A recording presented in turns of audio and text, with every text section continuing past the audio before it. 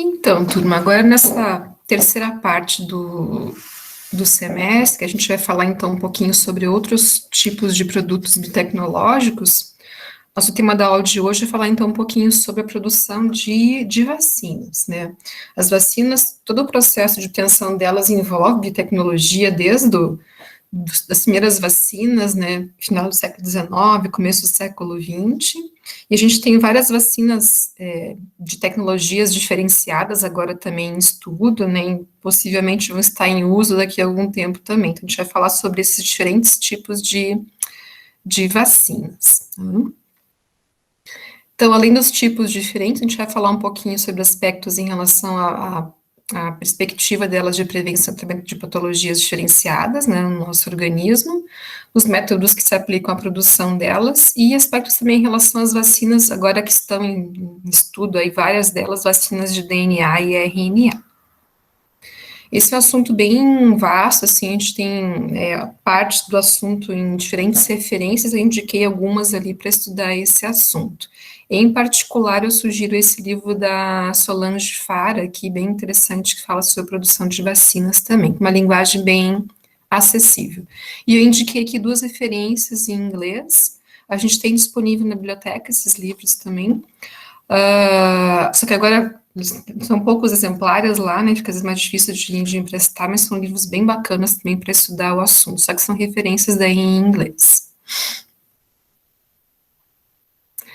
Bem, quando a gente pensa em falar em vacinas, a gente tem que lembrar aspectos em relação ao nosso sistema imunológico, já que as vacinas envolvem, né, a atuação desse sistema.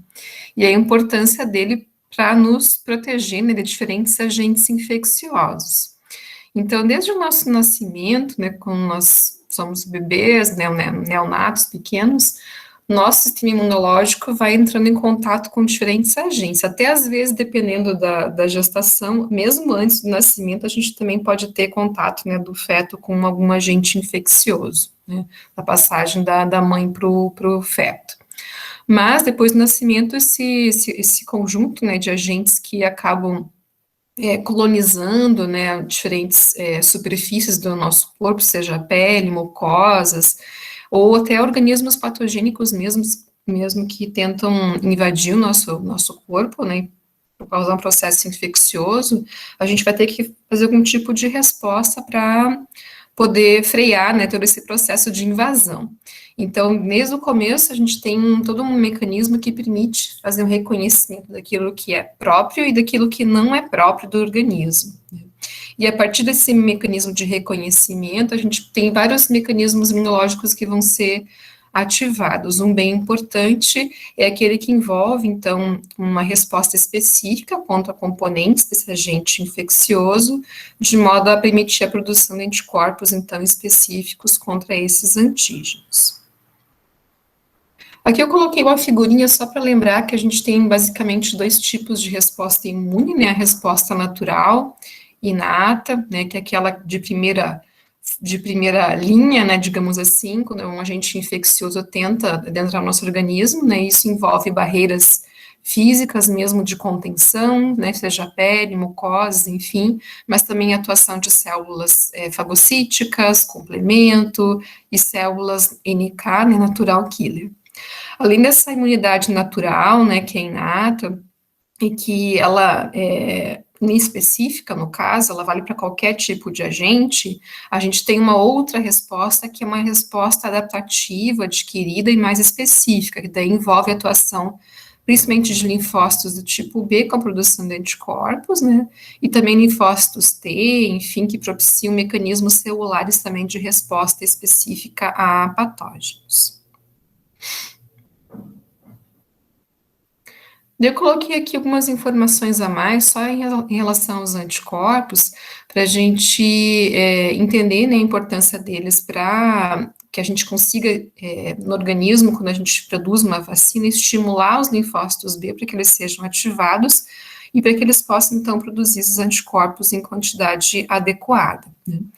Os anticorpos existem vários tipos diferentes, né, os anticorpos IgA, IgG, IgM, IgE, enfim, né, e quando a gente utiliza as vacinas, a gente busca basicamente estimular a produção de anticorpos do tipo IgM no primeiro momento, né, mas que depois em outras imunizações que se segue, a gente tem um aumento de títulos também de IgG que vão crescendo, né, quando a gente faz os reforços de vacina, e dependendo da porta de entrada que eu uso para administrar a vacina, se for uma porta, por exemplo, mucosa, por exemplo, via oral, eu posso também estimular a produção de anticorpos do tipo IgA, né? Independente do tipo de anticorpo, eles têm na sua constituição esse tipo de estrutura, que é aquela estrutura que parece um Y, né, que compreende duas cadeias pesadas associadas com duas cadeias leves. As porções FAB, que são essas aqui da ponta do Y, e a cauda do Y seria a porção FC. Né? Nessas porções FAB que eu tenho a ligação com as regiões específicas dos antígenos, que eu chamo então de epítopos ou epitopos, né? E essas regiões no anticorpo eu chamo então de parátopos, que são as regiões de interação específica. Né? Então, quando um patógeno adentra o nosso organismo, estimula toda a resposta de produção de anticorpos junto aos linfócitos B, a gente tem produção de um conjunto bem variado de anticorpos, não só de um tipo, mas de vários tipos diferentes, né? Isso decorre do que? Na verdade, da possibilidade de interação dos anticorpos com diferentes estruturas de superfície, geralmente desse antígeno, que eu encontro, então, que são os diferentes epítopos. Para cada epítopo, eu vou ter a produção de um anticorpo diferente. Então, eu posso ter uma resposta que a gente diz policlonal, né, por causa que a gente tem ativação de vários linfócitos diferentes que produzem, então, esses anticorpos diferenciados contra o mesmo patógeno, mas contra epítopos diferentes. Então, eu considero como antígeno e os epítopos presentes neles, né, como qualquer tipo de molécula capaz de desencadear, então, a formação de anticorpos junto aos linfócitos B. E os anticorpos, então, seriam as moléculas capazes de reconhecer especificamente esses antígenos. Então, acontece essa interação que é extremamente específica, né, que permite, então, que a gente tenha uma resposta até bastante duradoura para alguns patógenos, para alguns até ao longo de quase toda a vida, para alguns, né, que são mais restritos, e isso permite que a gente tenha, então, uma possibilidade de proteção contra aquele agente infeccioso. Bem, aqui eu coloquei algumas informaçõezinhas, né, em relação a toda essa questão da resposta imune e da possibilidade da gente desenvolver esse tipo de resposta específica adquirida, né? Então, sempre coloquei aqui, né, sempre é melhor prevenir, né, do que remediar. Então, promover essa resposta imune, que seria a imunização do nosso organismo, ela depende do contato com um agente infeccioso. Isso pode ser via uma vacina, que é o que a gente vai contemplar mais na nossa conversa de hoje, mas também pode ser uma exposição de um agente patogênico que causa doença no organismo, como a gente vê essa criança aqui com sarampo, por exemplo, né? O sarampo até um tempo atrás, até bastante tempo atrás, a gente não tinha muitos casos no Brasil, agora com essas mudanças, né, migratórias, a gente tem visto aumentar também os casos de sarampo, mas é uma doença que promove essa formação, né, de erupções vermelhas na pele, assim, esse rash, bem característico do sarampo. Então, quando a gente não tinha vacina, na época que eu era criança, por exemplo, não tinha vacina do sarampo. Então, era comum a gente, né, ter amigos que tinham sarampo, mesmo meu irmão teve sarampo, né. E daí as mães sempre falavam assim, né, tem um fulano com sarampo, com cachumba, com catapora, vamos ter contato com essa criança para você poder já se imunizar, né, porque a gente não tinha vacinas contra esses patógenos disponíveis, né. Então, uma maneira da gente promover a imunização era ter esse contato na idade, né, da infância. Porque quando a gente, às vezes, tem contato com esses patógenos na idade adulta ou mais avançada, a resposta imune, às vezes, não é tão efetiva, né, assim eu consigo uma proteção adequada na infância. Lógico, não considerando os neonatos, né, que tem uma resposta ainda mais lenta que está sendo construída em relação, né, a atuação, né, de resposta imune. Mas imunizar significa isso, né, o poder, então, desenvolver uma resposta específica, adaptativa, adquirida, frente a um agente infeccioso, que pode entrar no meu organismo pensando em um processo infeccioso mesmo, ou através da introdução de um profilático com uma vacina. Então, o objetivo é a produção de anticorpos e também estimular uma resposta celular. Aqui eu coloquei só uma informação a mais, que às vezes essa resposta imune do nosso corpo, ela falha no reconhecimento daquilo que é próprio e daquilo que não é próprio. Então, às vezes, o meu próprio organismo pode ser o inimigo e o sistema imune pode produzir anticorpos contra estruturas do meu próprio corpo, né? Então, isso pode envolver as moléculas do próprio organismo ou quando a pessoa recebe um tecido que foi transplantado, um transplante de rim, de fígado, enfim, o que for, né? E nessa condição, a gente deve, então, frear a resposta imune. Então, isso envolve a terapêutica de doenças autoimunes e também dos transplantados, né, que recebem tecidos, então, de outros indivíduos. E daí é preciso fazer um processo de imunossupressão para diminuir a produção de anticorpos e também associar a terapia com anticorpos monoclonais, que inclusive é o assunto da próxima semana, né, a gente vai falar um pouquinho sobre a produção deles e, né, as diferentes indicações dos anticorpos. Uma delas, a primeira que foi idealizada, foi para produção de anticorpos monoclonais para atuar freando a resposta do enxerto do hospedeiro contra o enxerto, né, que seria da pessoa transplantada contra o tecido que recebeu, então, do doador. Então, essa combinação, né, de imunossupressores com anticorpos monoclonais permite controlar essa resposta. Mas em relação às vacinas, que tipos de vacinas a gente pode utilizar para a imunização de pessoas? Vocês devem lembrar de alguns tipos.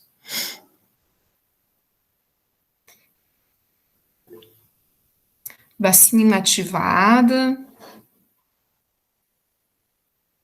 O que seria uma vacina inativada? Aquela que foi inativada, né, prof? Além de inativada, que outros tipos a gente pode ter? Atenuada. Qual a diferença da inativada para atenuada?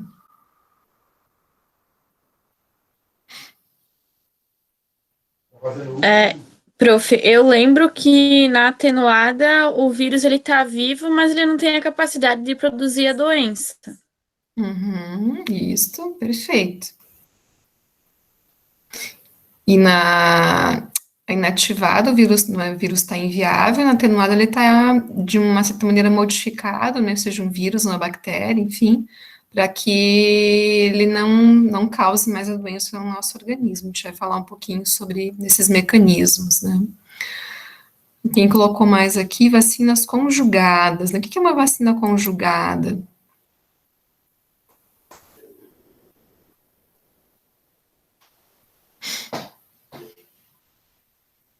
Um ajudante?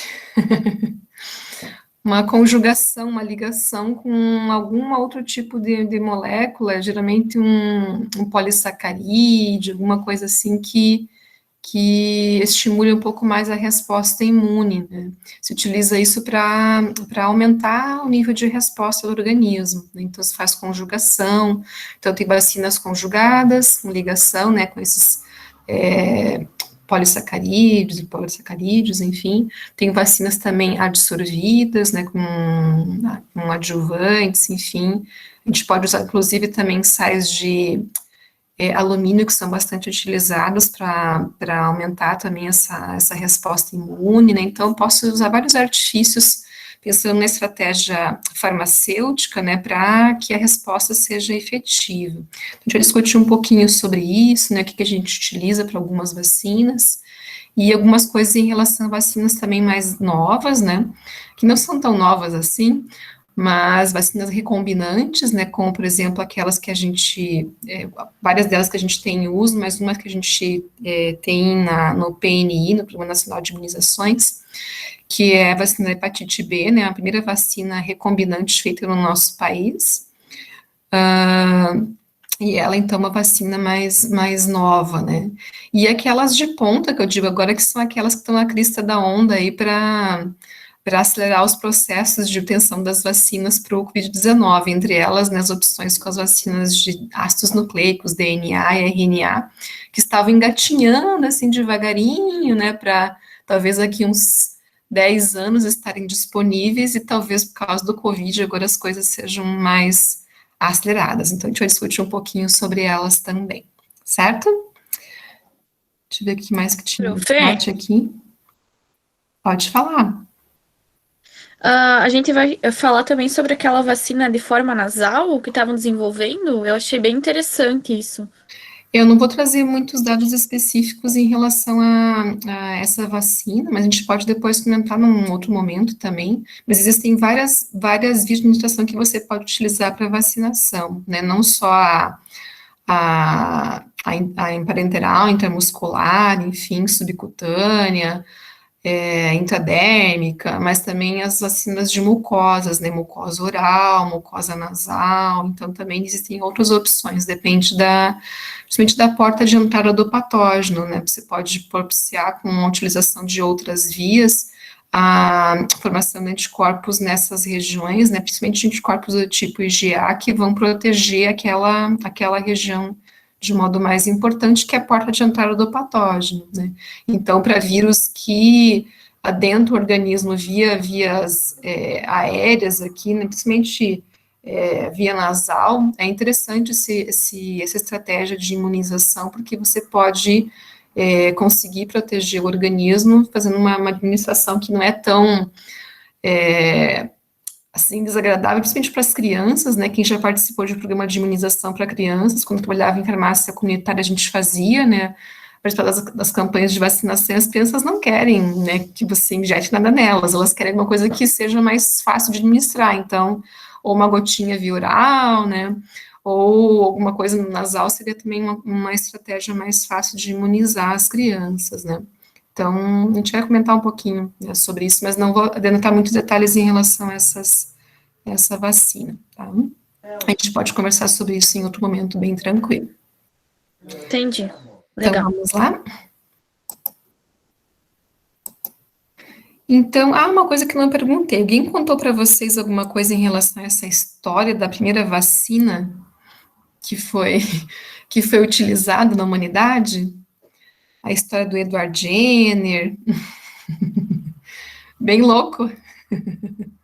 Mas ele foi um pioneiro, né? A partir do que ele testou, a gente tem hoje todos esses protocolos de imunização, né? Vocês chegaram a ver essa historinha do Edward Jenner? Alguém contou para vocês? Se alguém contou, eu não conto mais, mas se alguém não contou, acho que é importante. Que ele testou no filho, né? Na verdade, em várias outras crianças também, né? Coisa que hoje seria inimaginável, né?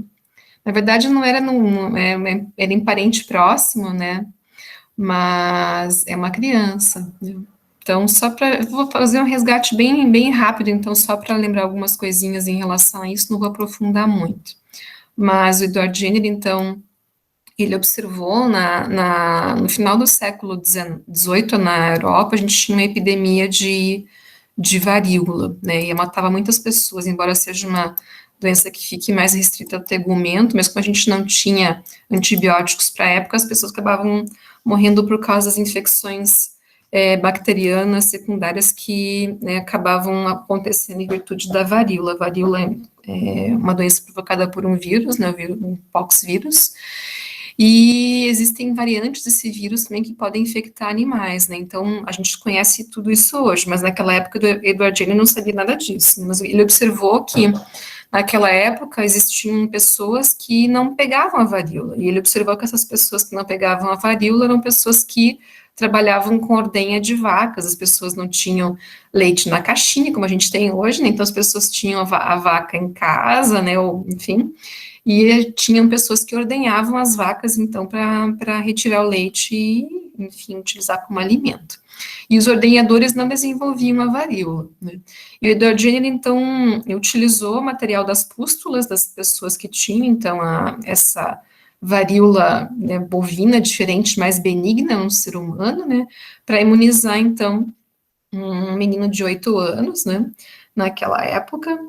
e por um processo de escarificação, né, então ele fez uma escarificação da pele para introduzir o material pustulado, e o menino desenvolveu um quadro bem brando da doença, bem menos agressivo do que a varíola humana, né, e depois de alguns meses, ele fez o teste do desafio, que a gente fala, né, o challenge test, para verificar se ele estava imunizado, né? Então ele colocou a criança em contato com pessoas com varíola e ele não desenvolveu a doença, né? E por causa disso, então, ele promoveu primeiro o processo de imunização através, né, do uso de um material, de um agente infeccioso abrandado, que seria um poxvírus de bovinos, né? E a partir daí, então, se começou a testar em outros, né, outros indivíduos. Ele testou em várias outras crianças também, não só no menino aqui de 8 anos, eu lembro, até lembro o nome dele, eu não lembro mais agora, acho que é James Phipps, alguma coisa assim. E, enfim, uma coisa inimaginável, né, para a nossa época hoje, testar alguma coisa de primeiro momento numa criança, né, mas na época foi o que foi realizado, e por causa dessa questão de ter usado esse material que era de origem, né, de ordenhadores, enfim, se começou a usar o termo vacina que significa, na verdade, que a origem do material é da vaca, né. Lógico que as vacinas que a gente tem hoje, nenhuma delas vem da vaca, mas se ficou o termo vacina, então se usa até hoje o termo vacina, mas significa, né, em latim, de vaca. Então, quando se busca produzir uma vacina, né, que seja uma vacina para utilização, né, em seres humanos, mas em outros organismos também, né, a gente busca sempre promover um processo de introdução de antígenos no organismo, mas de modo controlado. Esse antígeno, então, controlado, a gente busca que ele estimule a resposta imune, tanto humoral, como também mediada por células, uma resposta completa. Mas esse agente não pode causar o desenvolvimento da doença, então a pessoa não pode ficar doente. Então, uma vacina ideal que a gente desenvolva, ela teria essas características que eu coloquei aqui embaixo, né? Lógico que nenhuma delas vai atender 100% todos esses itens aqui, né? Então, a gente tem sempre uma vacina que fica próximo, mas nunca chega ao 100% ideal. Então, uma vacina ideal seria qual? Aquela que protege eficientemente 100% de todos os indivíduos em qualquer idade. Bem, por que a gente sabe que, né, a gente não tem não chega a atingir 100% de proteção? Porque alguns indivíduos podem não desenvolver resposta àquela vacina, isso a gente sabe que existe para várias vacinas, né, então existe um nível de resposta que varia entre as pessoas, e que também depende da idade, né, então indivíduos de idade mais avançada também tendem a não ter uma resposta assim tão efetiva frente a uma vacina, assim como também neonatos que estão ainda em maturação do seu sistema imune. Então, bastante variação em relação à resposta. Outra questão também interessante da vacina é que uma vacina que seria ideal seria aquela que forneceria uma longa proteção após uma única aplicação.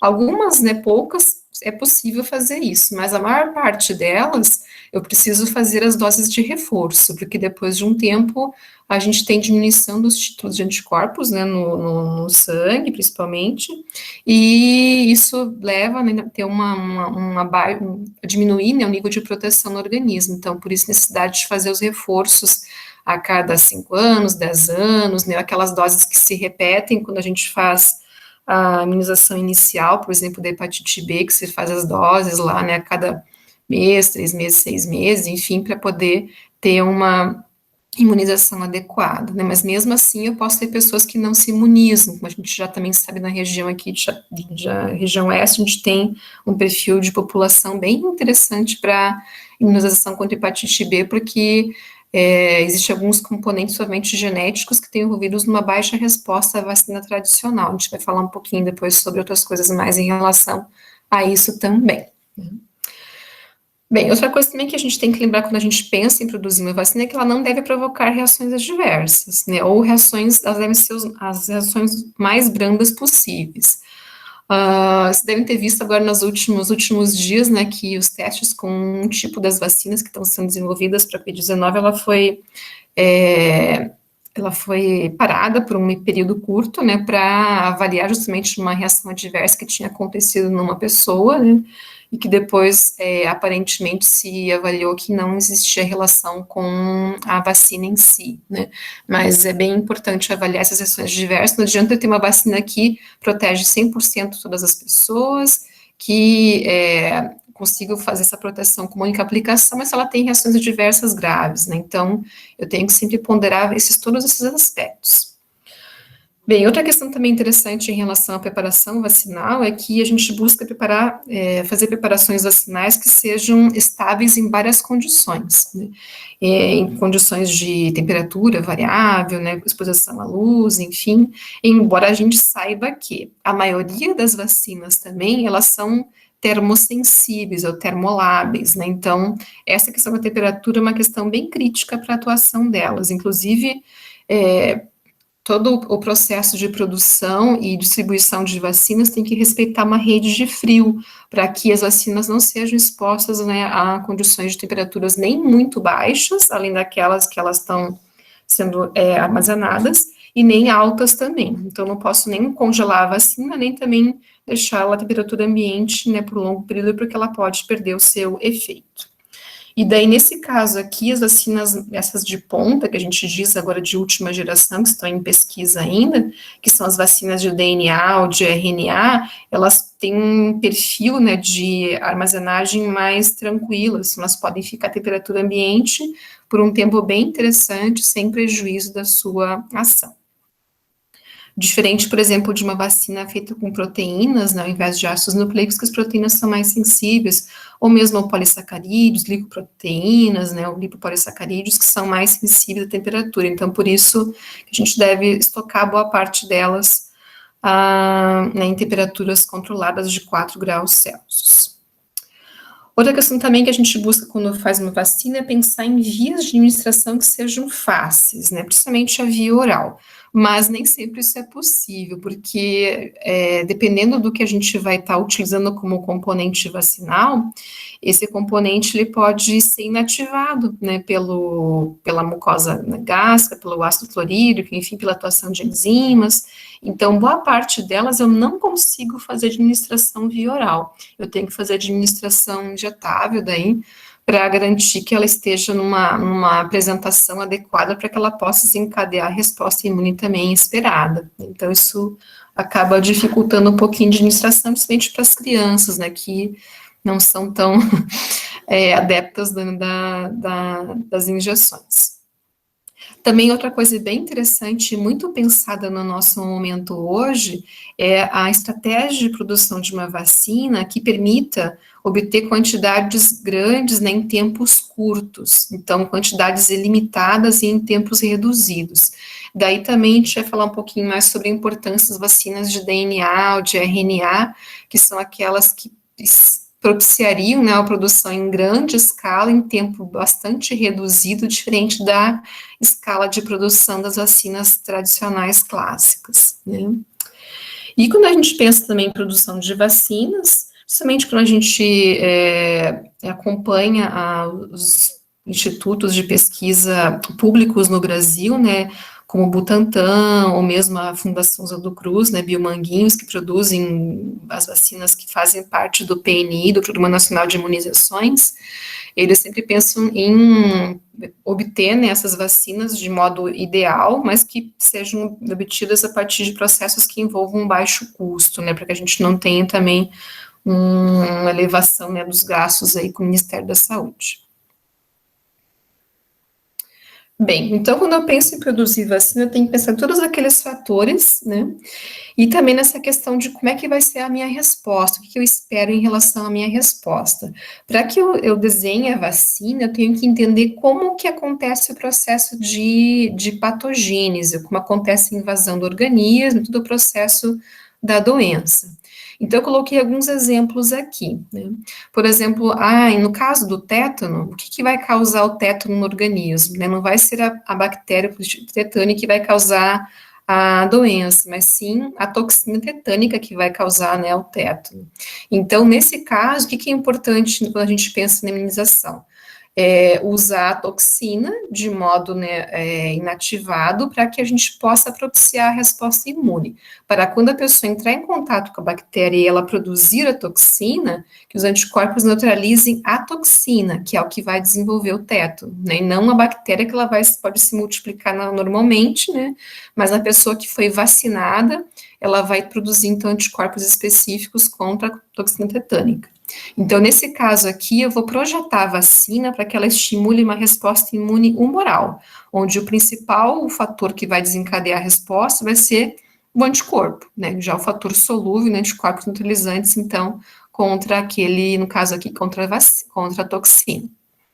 Mas existem alguns outros quadros, né, que envolvem uma necessidade de uma resposta um pouco mais complexa, principalmente para bactérias que têm um mecanismo de infecção que é mais intracelular, como acontece com as micobactérias, né, dei um exemplo aqui, e também o que acontece com os vírus são sempre patógenos intracelulares, então para conseguir matar um vírus, né, ou inativar aquele vírus, seria interessante também desencadear uma resposta imune associada à atuação de células, né? No caso dos vírus, principalmente a ativação de linfócitos T citotóxicos, e no caso de bactérias, principalmente a ativação de macrófagos. Então, aquela resposta que eu digo que seria completa, tanto a ativação de resposta imune associada às células, como também a resposta imune humoral. Então, a vacina ideal ela deve estimular esses dois níveis de resposta, tanto a estimulação, né, de produção de anticorpos com os linfócitos B, e também a estimulação da resposta imune específica associada às células. Bem, em relação à administração, até vocês tinham me perguntado já em relação a isso, então eu adiantei algumas coisas, né? Mas só para a gente deixar, né, algumas coisas bem esclarecidas. Antigamente, a gente tinha como via de administração das vacinas, principalmente a escarificação e a punção múltipla, que não são mais usadas hoje, né? O que seria a escarificação? Seria fazer pequenos entre aspas, né, rasgos na pele com materiais cortantes, né, podia ser bisturi ou outros materiais cortantes, e você espalhava naquela região onde teve abertura, né, de barreira de proteção, espalhava o material lá contendo o agente inativado ou atenuado, né. Ou também podia ser feita a punção múltipla, que era usar uma agulha e fazer várias picadinhas na pele, e daí você passava naquelas picadinhas um material vacinal, né. Hoje não se usa mais esse tipo de administração, então hoje se usa a imunização por via parenteral, né, que seria então através da aplicação intramuscular, subcutânea ou intradermal, e também a administração local, né, que envolveria da imunização através da administração via oral, como a gente vê aqui, né, a criança recebendo lá a gotinha da vacina Sabin, que é a vacina da polio via oral, né, mas também existem projetos, né, de estudos com outras vacinas para outras vias também, não só para mucosa oral, mas também para mucosa intranasal, intravaginal, enfim, buscando imunizar as portas de entrada, como eu falei para vocês antes, né. Então, quando se desenvolveu a vacina, por exemplo, da polio a oral, que é a Sabin, eu tenho o patógeno atenuado, né, mas ele é suficiente, né, as gotinhas que a criança toma lá, é fácil de administrar, elas abrem a boquinha, já vem lá, né, para receber a gotinha, é mais fácil de aplicar do que uma salk, que é injetável, e esse tipo de resposta permite a imunização da mucosa, né, da mucosa oral, que é a porta de, não mucosa, não oral só, mas a mucosa gástrica intestinal, que são as portas de entrada do patógeno. Então, bem importante ter também essa ideia, né, de que a gente pode ter outras vias também de administração, e a gente vai selecionar não só de acordo com a facilidade de administração, mas também de acordo com como o patógeno vai se apresentar e se a gente vai conseguir um nível de resposta adequado. Às vezes eu projeto uma vacina via oral, mas a minha vacina vai ser decomposta, né, no estômago ou no intestino, e eu não vou ter a possibilidade de ter imunização esperada, então, usando aquela via de administração. Daí eu tenho que partir, então, para uma via parenteral, que é a que a gente mais usa, né. Bem, então a gente vai falar um pouquinho mais agora sobre esses diferentes tipos de vacinas, né? E algumas coisas também em relação à produção e alguns exemplos também dessas vacinas. Então, as vacinas que já estão em uso já por mais de 100 anos são as vacinas tradicionais. Entre essas que estão em uso há já bastante tempo, a gente destaca as vacinas vivas atenuadas e as não vivas inativadas, né? As mais recentes das tradicionais ou clássicas são as chamadas vacinas não vivas de unidades, que são aquelas que são feitas com partes do patógeno, né? E além dessas tradicionais, que já estão em uso há mais tempo, a gente tem aquelas que surgiram no final do século XX, agora, né, que são as vacinas de unidades geneticamente melhoradas, que seriam as vacinas recombinantes, e aquelas que estão em estudo, que são as vacinas de ácidos nucleicos, as vacinas de DNA e de RNA. Bem, então, em relação à produção de vacinas, o que acontece em relação à produção delas? Se eu preciso fazer uma vacina contra um agente bacteriano, o que eu preciso fazer? Eu preciso cultivar esse agente em grande escala. Então, se eu preciso fazer uma vacina contra a Bordetella pertussis, por exemplo, eu preciso fazer multiplicação da Bordetella em grande escala, né? E daí se usa, né, processos de fermentação, como a gente discutiu em outras aulas, né, para você propiciar a produção, então, do patógeno em grande quantidade.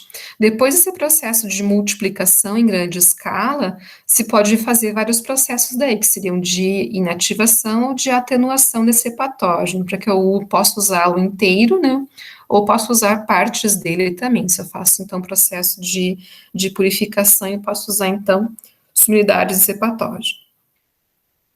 Mas para as vacinas virais, o negócio complica um pouquinho mais. Por quê? Os vírus, para que eu consiga multiplicar os vírus, eu preciso ter células, porque os vírus são sempre parasitas intracelulares. Então, uma estratégia mais antiga, né, mas que é bem interessante de produção de vírus em grande escala, é a utilização dos ovos embrionados, que é o que a gente vê nessa figurinha aqui do slide da aula. Aqui eu vejo um monte, né, de caixas com ovos, que tem ovos, então, que foram inoculados com um agente viral, né, e a gente tem incubação desses ovos, então, por um certo período, depois a extração do vírus desses ovos embrionados, né. Então, existem muitas vacinas que são feitas em ovos ainda, um exemplo delas é a vacina da febre amarela, que é feita em ovos, né. E até que tem uma coisa interessante em relação aos ovos, né, que as empresas ou institutos que produzem essas vacinas, eles têm que ter uma granja, né, com muitas galinhas para produzir muitos ovos embrionados, enfim, para poder fazer a produção né, de vacinas virais em grande escala. Então, é todo esse conjunto, né, associado, né, à biotecnologia. E alternativamente os ovos também podem ser feitas hoje vacinas virais usando cultivos de células também. Então, eu posso cultivar em leveduras, né, através do uso de leveduras recombinantes, ou cultivo em células mamíferas, e também eu consigo produzir vários tipos de vacinas bem interessantes, né. Uma questão interessante da produção em ovos é que é uma produção que a gente pode dizer que é bem mais barata do que a produção usando outras estratégias, né. Uma desvantagem dela seria que as pessoas que têm alergia a algum componente do ovo que podem, né, desenvolver uma resposta alérgica também contra a vacina, então tem essa contraindicação em relação a essas vacinas. Por isso também que se busca fazer a produção dessas vacinas em outros tipos de células, porque essas pessoas que têm alergia ao ovo podem fazer a utilização daí dessas vacinas produzidas em uma outra estratégia né, com células mamíferas, por exemplo, ou mesmo leveduras. Então, embora a gente saiba que a gente tenha a purificação, né, do material todo do IFA, que a gente fala, né, que é do ingrediente farmacêutico ativo, que vai constituir, né, o componente ativo da vacina, mesmo com todo o processo de purificação que a gente faz, se a pessoa tem alergia, por exemplo, a algum componente do ovo, mesmo que encontre porcentagens muito baixas, de 0,000 tantos por cento de algum contaminante do ovo na vacina, a pessoa pode desenvolver um quadro alérgico, né? Então, é bem importante ter esse cuidado E embora a gente às vezes não participe dos processos de produção de vacina depois, né, na atuação profissional, mas quando eu for orientar o paciente, administrar uma vacina na farmácia, que hoje também é possível, é importante estar atento a esses detalhes, né, em relação a como ela foi feita, né, em que tipo de plataforma, se foi em ovos embrionados, se foi em cultivo de células, como é que foi essa produção, tá? E essa figurinha aqui, ela só mostra, então, esse processo de inoculação, então, que se faz nos ovos embrionados, para que os vírus possam se multiplicar, então, cada ovo compreenderia como se fosse um meio de cultivo, né, com a célula, então, que permite promover a multiplicação dos vírus, e depois se faz um processo de extração, daí, desses vírions vários, né, que a gente tem, então, para a produção da vacina, seja atenuada, inativada, né, enfim, então, a estratégia ainda é utilizada. E aqui eu coloquei só mais uma outra figurinha, falando um pouquinho da produção de vacinas. Aqui, depois da produção, né, do IFA, né, que é do ingrediente farmacêutico ativo, que vai ser, né, o próprio vírus inteiro, ou partes dele, ou a bactéria inteira, ou partes dela, por exemplo, né, que pode ser feita por fermentação, né, por cultivo em ovos embrionados, ou por cultivo em células mamíferas, por exemplo. Se faz todo um processo, então, de purificação desse IFA, né, para que possa, então, ser feita a preparação da vacina. Então, depois do isolamento desse IFA, pode ser acrescentados na vacina outras moléculas, enfim, então eu posso fazer um processo, né, de combinação de vacina, de conjugação, eu posso ter vacinas que são combinadas, que combinam vários antígenos diferentes, de vários patógenos diferentes, a gente tem as tríplices, as tetras, enfim, que são exemplos de vacinas combinadas, as vacinas conjugadas, as vacinas adsorvidas, então posso acrescentar outras moléculas, né, ao meu IFA para propiciar a imunização contra vários patógenos ao mesmo tempo, ou que a imunização ela seja mais efetiva, né? Tem esse processo de formulação, envolveria acrescentar esses ingredientes a mais, né? E depois da formulação, então, concebida, se faz o processo todo de invase, em ambiente asséptico, né? O processo de recravação, que seria o fechamento dos frasquinhos, né? A rotulagem, embalagem, distribuição, respeitando a rede de frio, né? Podem também ser feitos processos de liofilização para algumas vacinas, que permitem daí uma estocagem em períodos mais prolongados, geralmente, né, e a gente tem, então, também depois que fazer a ressuspensão desse material liofilizado para fazer a administração. Bem, tudo bem até aqui, pessoal? Tranquilo? Então, a gente vai falar um pouquinho sobre os tipos de vacinas agora, né? Então, entre aqueles tipos tradicionais, das mais antigas são as vacinas vivas atenuadas, né? Como vocês já mesmo colocaram, são vacinas, então, que o patógeno, ele não é mais patogênico, digamos assim, não é capaz de desenvolver a doença no hospedeiro, né? E como é que eu vou conseguir obter esse tipo de patógeno, né, inativado? Atenuado, né? Então, eu posso vou usar várias estratégias diferentes. Eu posso selecionar essas cepas, então, diferenciadas, que são cepas mutantes, né, com patogenicidade reduzida, fazendo várias passagens do patógeno em hospedeiros não usuais. O que seria isso? Um patógeno humano, e eu vou passar ele, por exemplo, em coelhos, ou em cachorro, ou em outros animais, enfim, para que esse patógeno, então, ele se modifique e ele fique atenuado, né? Isso era feito, né, mais antigamente. Hoje, o que se faz mais é utilizar culturas de células, né, diferenciadas daí, para fazer essas passagens do patógeno, então, nesses hospedeiros não usuais. Eu uso cultivos de células, né, de outros mamíferos e outros tipos de animais também, para fazer essas passagens de cultura, então, do patógeno. Além dessa estratégia, também eu posso provocar mutações por agentes químicos, né? Ou posso provocar mutações que são direcionadas através da engenharia genética. Então, a gente pode selecionar alguns fatores de virulência mais que desencadeiam uma resposta mais agressiva e inativar aqueles genes que codificam aqueles fatores de virulência. Então, as vacinas mais novas, atenuadas, elas têm esse tipo de estratégia de atenuação, que seria aquela feita, então, por engenharia genética. Você sabe, né, qual que é a sequência genética de todo o patógeno, existem muitos hoje, né, a gente tem disponível essa informação, e você vai selecionar alguns genes daquele patógeno que não vão atrapalhar a resposta imune se eles forem modificados, mas que vão permitir atenuar aquele agente patogênico. Então, são as estratégias básicas que são usadas para atenuação, para a produção de vacinas. E daí, obtendo essa vacina atenuada, essa vacina, ela continua viva, né? Embora o vírus eu possa considerar que não seja uma célula, não é nem vivo nem morto, enfim, né?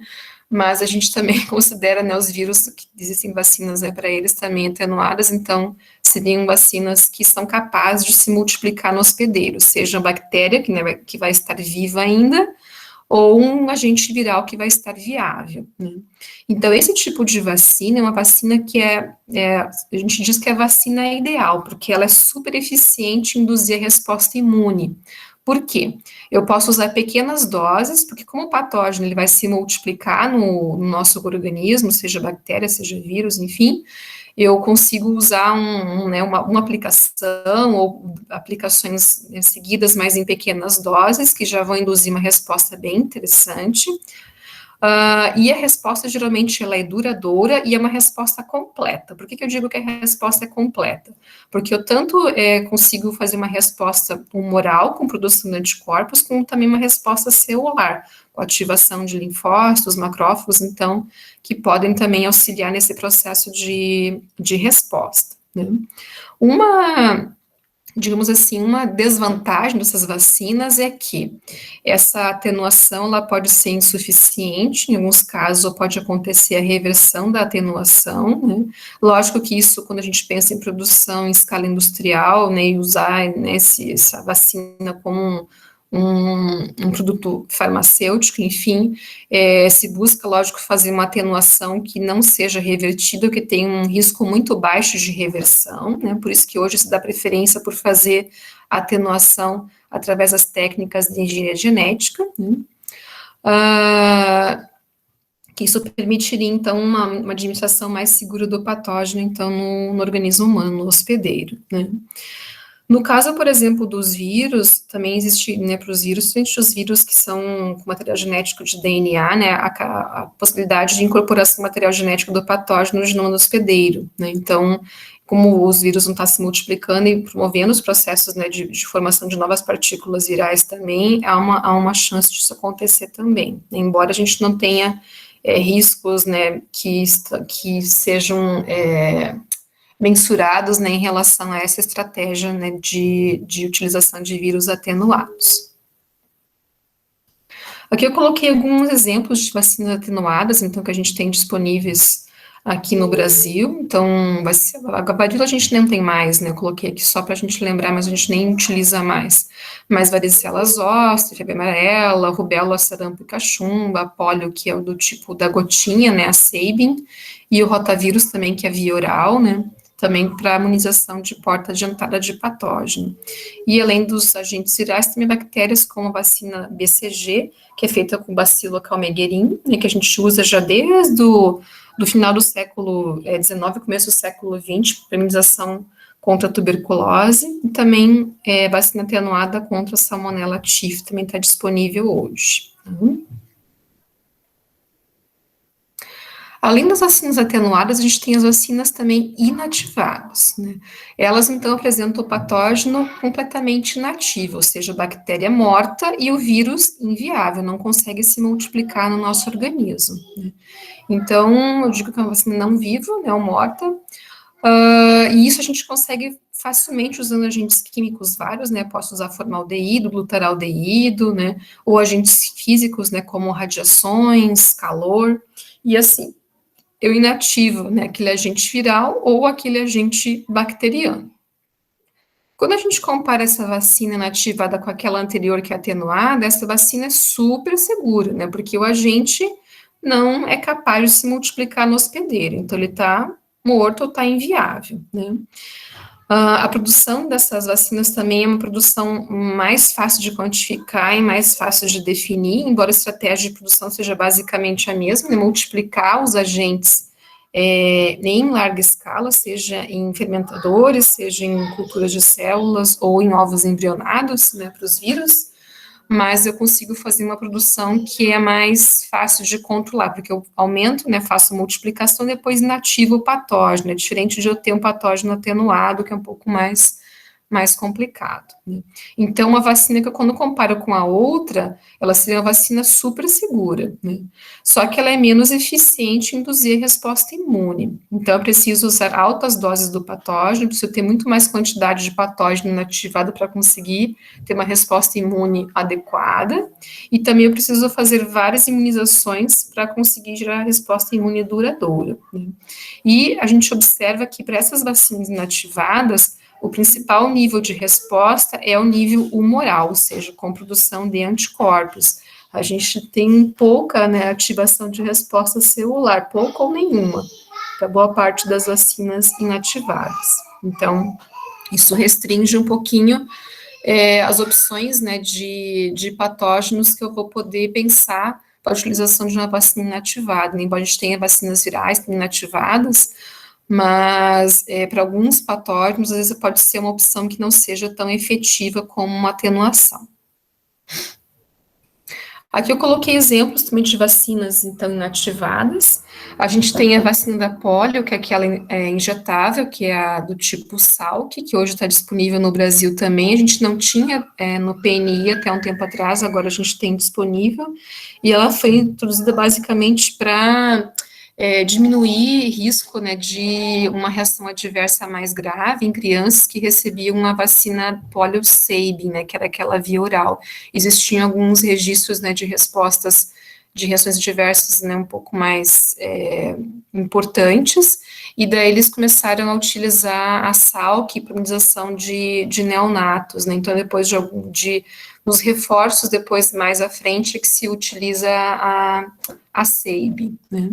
Também é o tipo de vacina que a gente usa para imunização contra a raiva, no caso dos os animais, hepatite A, e também a vacina da gripe seria a vacina inativada. Essa questão do vírus influenza, da gripe, é uma coisa bastante curiosa, né, porque quando começa a campanha de vacinação, a gente tem todo aquele movimento, né, do pessoal, é porque vacina da gripe, eu tomei vacina da gripe e fiquei com gripe, né, então não é possível você tomar vacina da gripe e ficar com a doença, porque o vírus está totalmente inativado. Então é bem importante o farmacêutico também orientar, né, adequadamente as pessoas, para que elas não tenham medo de tomar vacina, porque a vacina da gripe é uma vacina totalmente inativada, não tem risco nenhum. O que acontece às vezes quando a pessoa recebe a vacina da gripe, por exemplo, e depois, logo depois tem, né, um quadro de gripe, é que ela já estava com o vírus incubando antes, e quando recebeu a vacina, né, logo depois, né, acabou manifestando lá os sintomas, mas não que seja da vacina, né, aquela gripe que ela apresentou. E as pessoas fazem bastante confusão em relação a isso ainda, né? E a gente também tem vacinas bacterianas também que são inativadas, contra a Bordetella pertussis, né, a vacina pertussis, contra o Vibrio cholerae e também contra a Salmonella typhi. Bem, e além dessas duas, que são as vacinas, então, com os patógenos inteiros, a gente tem as vacinas que têm partes de patógenos, por isso que eu chamo, então, de vacinas não vivas de subunidades, né? Então, eu vou ter componentes subcelulares do patógeno, então, eu posso ter partes de membrana, lipopolissacarídeos, proteínas, polissacarídeos, enfim, ou mesmo toxinas que esses patógenos produzem, né?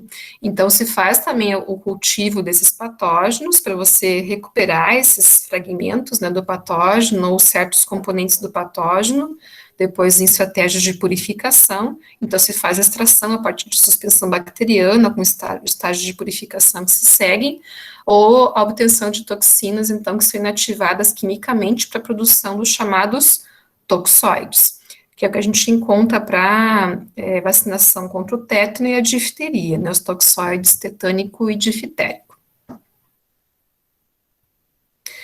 Quando a gente pensa nessas vacinas em relação às outras, elas são super seguras, né? Porque aqui eu não tenho nem o patógeno inteiro mais, só tenho pedaços dele, né? Então, elas têm uma segurança bastante grande na administração, né? Só que para conseguir desenvolver uma vacina como essa, eu tenho que saber exatamente quais são os alvos antigênicos chaves, ou seja, quais seriam aqueles componentes do patógeno que são essenciais para desencadear a resposta imune, né? Então, a gente tem que ter estudos, né, anteriores que embasem a seleção desses alvos antigênicos. Eu tenho que saber quais são os alvos preferenciais.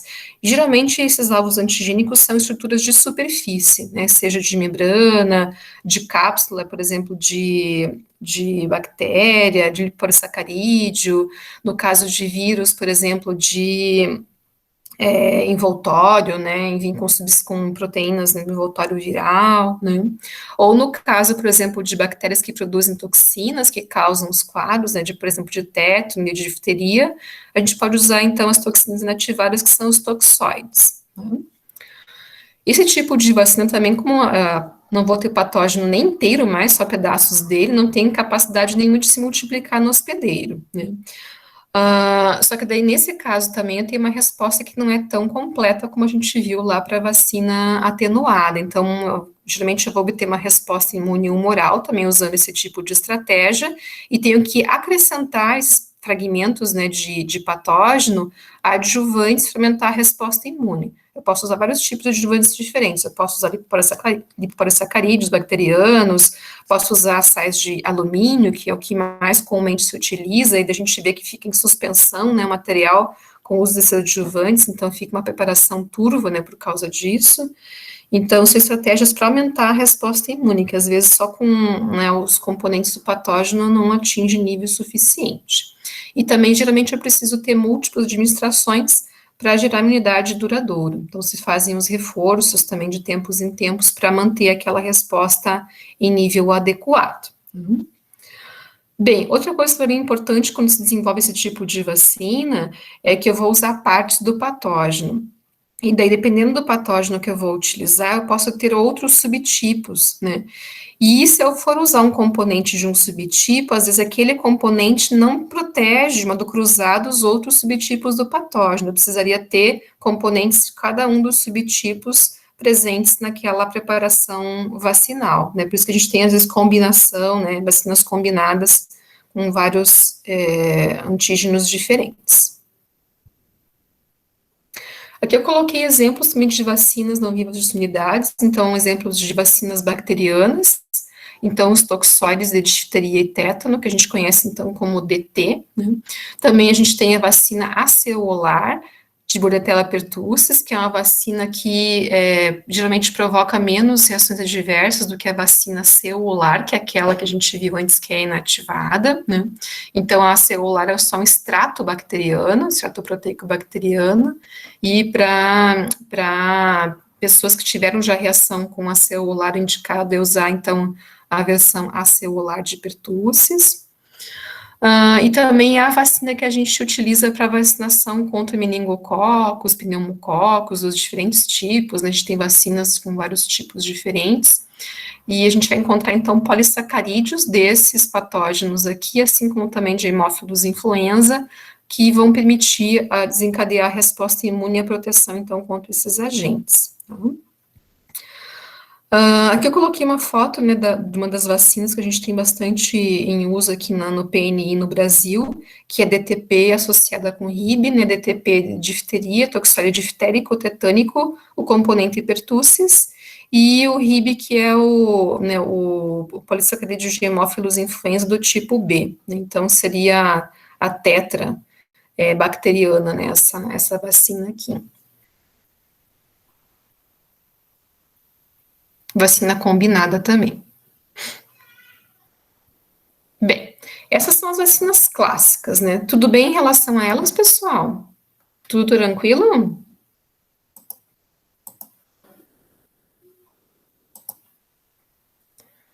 Essas vacinas são aquelas que a gente já usa há mais tempo, né? E são aquelas que tem muitos estudos também em relação a boa parte delas, que já são usadas também há mais tempo, então são seguras também para serem utilizadas. A gente falou um pouquinho sobre a comparação delas também ali, né? Atenuada, inativada, a disponibilidade, mas mesmo a atenuada, né, que a gente tem aquele risco de reversão de atenuação, a gente tem muitos estudos, né, de longo prazo que demonstram que as vacinas, elas são seguras, né, então, muito baixo risco de reversão, então, as que a gente tem em uso hoje, com uma BCG, uma atenuada bastante antiga, né, baixo risco realmente de reversão de atenuação.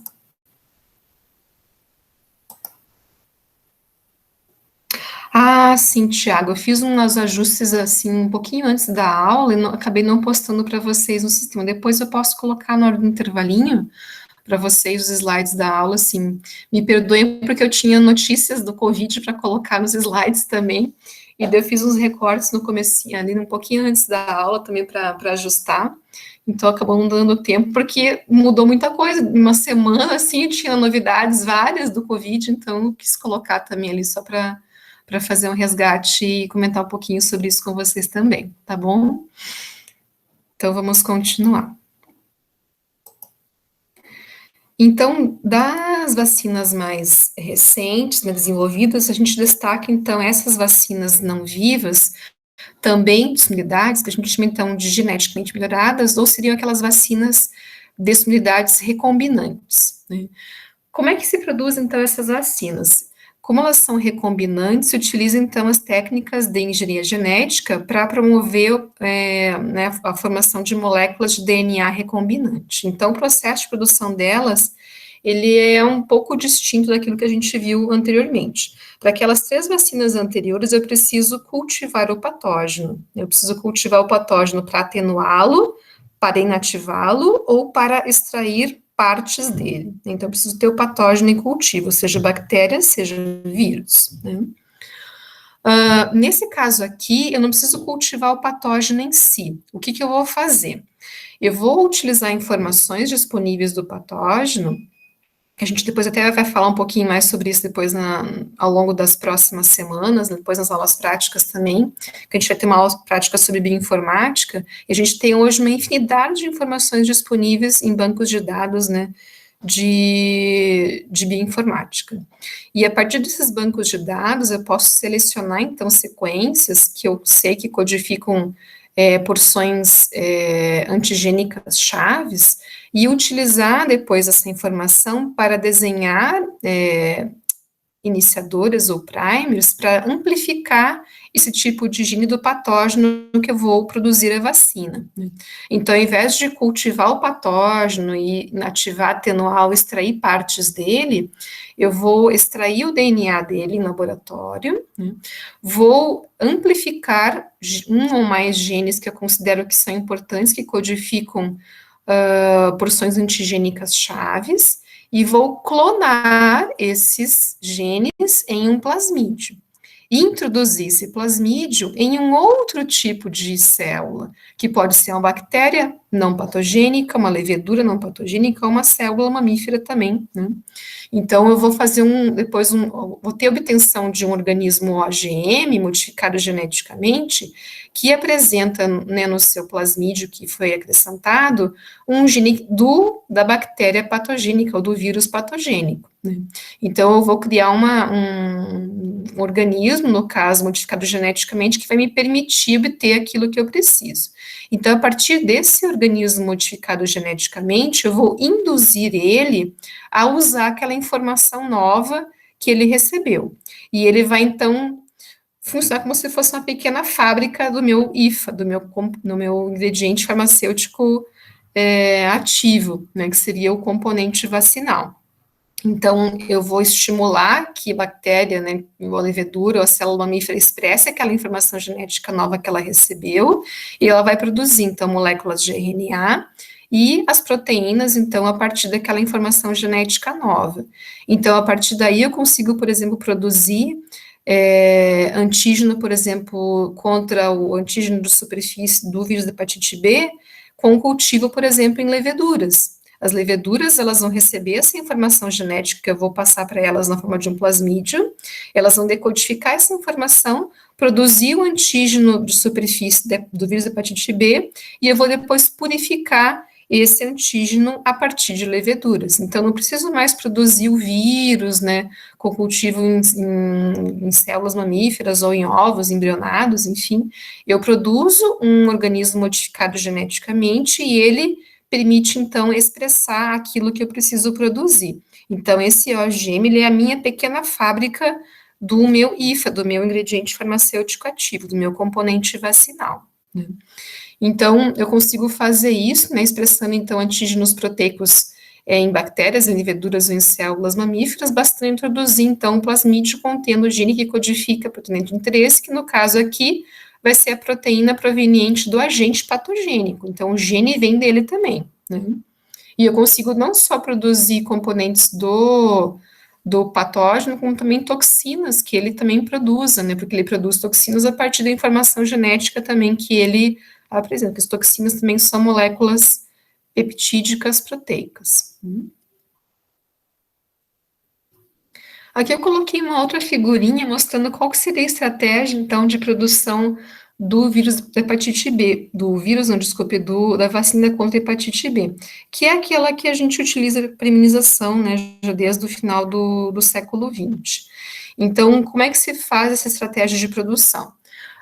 A partir do DNA do vírus da hepatite B, se faz o isolamento, então, de uma porção pequena dele, que é aquela que codifica a proteína de superfície, a proteína S, o antígeno S, né? Então, se isola esse gene e se clona, se coloca esse gene, liga ele num plasmídio. Esse plasmídio, que a gente gera, então, aqui, que a gente vê na figurinha aqui, a gente vai introduzir, no caso da hepatite B, esse plasmídio em leveduras. E essas leveduras, então, vão utilizar essa informação do gene do vírus para produzir o antígeno de superfície, a proteína do envelope, que é a proteína S, né? Então, se faz o cultivo em grande escala dessas leveduras, cada uma delas é uma pequena fábrica desse ingrediente vacinal, e depois basta, então, eu fazer a lise, extrair, enfim, purificar e utilizar aquela proteína, então, como o meu IFA para a composição da vacina, ok? Então, para todas essas vacinas que são recombinantes, a estratégia é basicamente essa. Vou só voltar aqui. A gente vai ter, né, um patógeno que eu quero produzir a vacina, contra o qual eu quero produzir a vacina. Eu vou saber qual a região que eu preciso, então, isolar. Eu vou determinar qual é essa região a partir de estudos já prévios que foram realizados, né?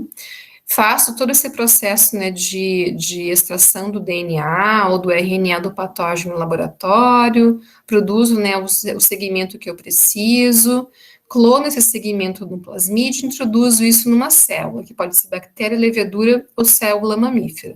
Se vocês forem perceber, é o mesmo tipo de estratégia geral que a gente viu para a produção, por exemplo, de hormônios recombinantes. O que muda aqui é o que eu vou produzir. Ao invés de hormônio, eu vou produzir antígeno, enfim, que eu vou usar na vacina, que pode ser de origem viral, bacteriana, enfim, o que for, né? E daí os meus organismos modificados geneticamente, os meus OGMs, vão ser as minhas pequenas fábricas produtoras do componente antigênico. Então, basta cultivá-las em grande quantidade, que daí eu vou conseguir produzir, né, o componente antigênico também em grande quantidade. Uma questão bem interessante em relação a esse processo todo é que a produção, por exemplo, nos fermentadores, ela fica bem mais segura, né? Porque ao invés de multiplicar, por exemplo, bactérias patogênicas, ou mesmo vírus, né, enfim, em grande quantidade, no cultivo de centenas de litros, por exemplo, eu vou cultivar uma levedura que não é patogênica, ela vai produzir só uma parte do meu patógeno, né, uma pequena parte. Então, o processo de produção em larga escala fica bem mais tranquilo, mais, né, fácil de você controlar, mais seguro também para as pessoas que operam a planta, né, de produção. Que elas não têm risco, né, de se infectar com o patógeno que elas estão cultivando. Aqui eu coloquei algumas figurinhas, né, que essas aqui eu tirei do material de Biomanguinhos, da Fiocruz, onde aparece lá partes, né, da planta de produção, né, de componentes vacinais deles, aqui fermentador, aqui coluna de cromatografia para purificação, né? Então, aquilo que a gente discutiu em aulas anteriores se aplica também à produção de componentes vacinais, né? Só para vocês terem uma ideia, o primeiro tipo de vacina recombinante feita no Brasil, feita pelo Instituto Butantan, em São Paulo, que foi a vacina contra hepatite B, né? Isso foi lá no finalzinho, nos anos 90, ali, finalzinho dos anos 90, comecinho do ano 2000, e a partir daí, né, outras várias vacinas também já são feitas também no Butantan, mesmo em Biomanguinhos, né, na Fiocruz, lá no Rio de Janeiro. Então, no Brasil, a gente tem bastante know-how em relação à produção de vacinas, e por isso também a expectativa da gente conseguir produzir, né, em quantidade suficiente de vacina que seja suficiente para imunizar, né, as pessoas, as populações, né, de mais risco contra a Covid-19. Então, a gente tem toda uma planta de produção já estabelecida, basta a gente mudar, né, o tipo de célula, o tipo de organismo, enfim, para a produção também dessas vacinas que estão agora em estudo para tratamento do Covid-19. Então, a gente tem um know-how bem interessante, institutos de pesquisa brasileiros, né, que são públicos e que são bastante importantes. Então, o Butantan produz várias vacinas, o Biomanguinhos Fiocruz também produz várias vacinas, e ambos estão também envolvidos nessas estratégias de obtenção das vacinas contra o Covid-19. Então, só para a gente acrescentar essa informação a mais para vocês também. Bem, então, em relação a essas vacinas, né, elas são, a produção delas, como eu comentei, é uma produção bastante segura. Por quê? Porque eu não vou cultivar o patógeno como a gente precisa para fazer as outras vacinas que a gente viu anteriormente. Aqui eu vou cultivar um outro tipo de célula que foi modificada geneticamente, mas que não é patogênica, né? Eu consigo produzir uma produção bem mais segura, em grande quantidade, com alto grau de pureza, né? Mas para que eu consiga fazer essa modificação genética nessa célula, né, que vou cultivar daí, eu preciso conhecer os alvos antigênicos chaves. Então, eu preciso ter estudos preliminares que me apontem quais seriam esses alvos antigênicos. E a partir daí eu vou, então, usar parte do material genético do patógeno para fazer o isolamento daquele gene, então, que seria o gene que codifica esse, né, um ou mais alvos antigênicos que eu vou selecionar.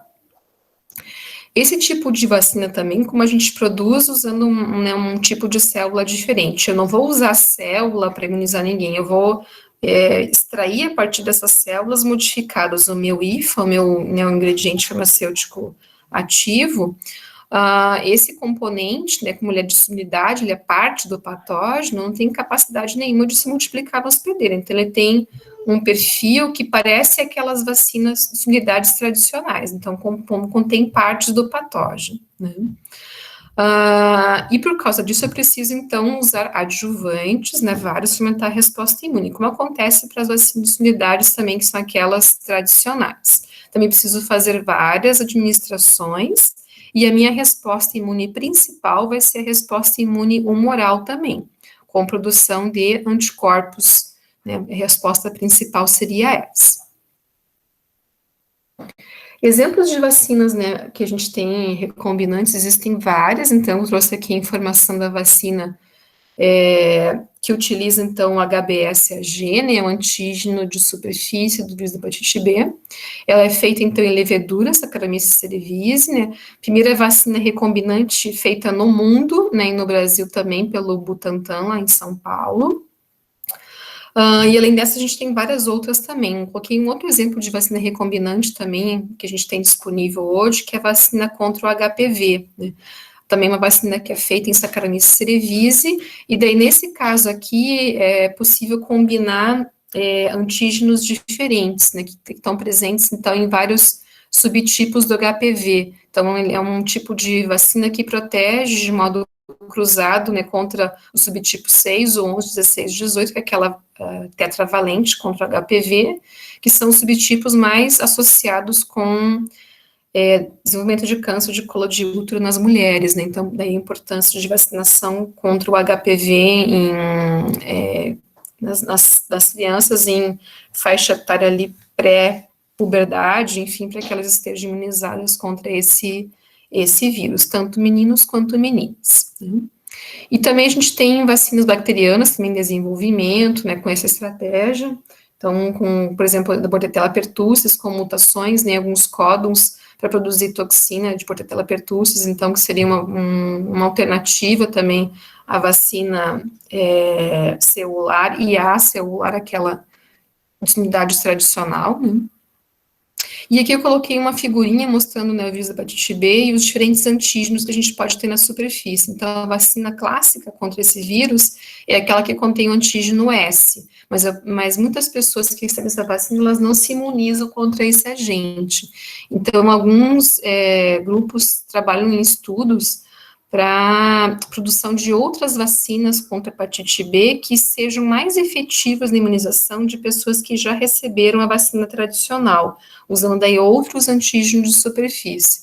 Inclusive, o Butantan estava pesquisando também algumas coisas em relação a isso, né, então, e outras empresas também fazem pesquisas também em relação a esse aspecto, porque a gente percebe que, para algumas populações, a vacina clássica ela não é tão efetiva em desencadear a resposta imune adequada, então, se precisa selecionar, então, outros alvos antigênicos, além desse que inicialmente foi proposto, né, lá na década de 90. Feito? Então, as peças que a gente tem em uso hoje, né? Quais são aquelas que são as vacinas, então, que estão sendo estudadas, né? Que são vacinas de ponta, que vão estar surgindo nos próximos anos. Então, a gente vai falar um pouquinho sobre as vacinas de ácidos nucleicos. Vacina de DNA e vacina de RNA, né? Essas vacinas, elas podem usar tanto DNA quanto RNA, e esse DNA ou RNA que eu vou utilizar, eu vou produzir ele em laboratório, e esse segmento, né, de ácido nucleico, ele vai ser um codificador da proteína antigênica, que, enfim, está presente no patógeno, né? Só que eu não vou usar o patógeno para fazer imunização, nem a proteína do patógeno, eu vou usar ácidos nucleicos que foram obtidos de modo recombinante para fazer esse processo de imunização. Então, essa figurinha aqui, ela mostra um pouquinho como é que seria esse mecanismo. Ela foi adaptada de um material bem recente, que saiu agora na Nature, faz poucos meses, né, que mostra um pouquinho sobre estratégias, né, de vacinas, enfim, podem ser utilizadas, inclusive, para a produção de vacinas contra o Covid-19. Então, vacinas de DNA estão em desenvolvimento e também vacinas de RNA. Então, as vacinas de DNA, elas são feitas geralmente com um segmento do patógeno que quer imunizar, que o exemplo, lógico, é o coronavírus, né, fala-se muito disso agora, então, trouxe esse exemplo, mas pode ser qualquer outro patógeno, né, e eu posso selecionar em qual tipo de gene que eu vou utilizar. Os genes que eles estão mais utilizando, né, para desenvolver vacinas contra o coronavírus, é o gene que codifica a proteína spike, que é aquela proteína que forma o local de ligação do vírus com as células humanas, né, a partir daí eu conseguiria talvez bloquear essa ligação, né? Então a expectativa é que seria dessa maneira.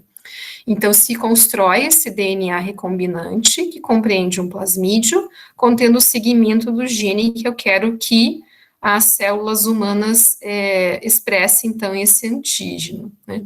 Então, o que se faz? Se produz esse DNA em grande quantidade, e a gente usa o DNA para imunizar o indivíduo, o ser humano, né? Então, a célula humana vai receber esse DNA, e ela vai usar esse DNA, formar molécula de RNA, e depois a proteína, que no caso aqui vai ser a proteína spike, aqui, né, aquela proteína de superfície, proteína corona, no caso, né, e essa proteína, ela pode ser secretada ou apresentada na superfície da célula, para desencadear, então, a resposta imune, né. Então, essa estratégia seria aquela da vacina de DNA. Já a vacina de RNA, qual a diferença? Que ao invés de usar DNA, se utiliza ácido nucleico, que é o RNA. Então, para melhorar a resposta, né, da vacina usando a estratégia de RNA, geralmente eles fazem a construção do RNA, utilizando a informação genética do vírus também, se produz um segmento de RNA in vitro, né, lógico que em grande escala, se for pensar na vacina, né? E se engloba isso em partículas, nanopartículas lipídicas, né, que vão daí carrear esse RNA para dentro da célula. E daí esse RNA também ele pode servir, né, como base para tradução da informação genética, produção de proteínas, e essas proteínas, então, que a célula humana vai expressar a partir do RNA que ela recebeu, são proteínas, no caso aqui, o exemplo é coronavírus, então seria a proteína spike do coronavírus, e daí assim eu posso ter, então, um processo de imunização acontecendo no organismo. Né?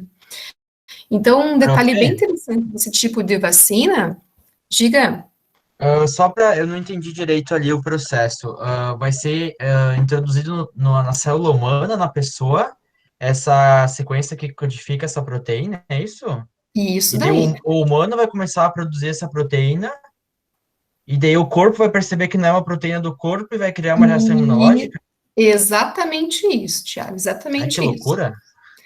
É, mas tá rolando, viu, gente? Tá Ah, rolando. legal.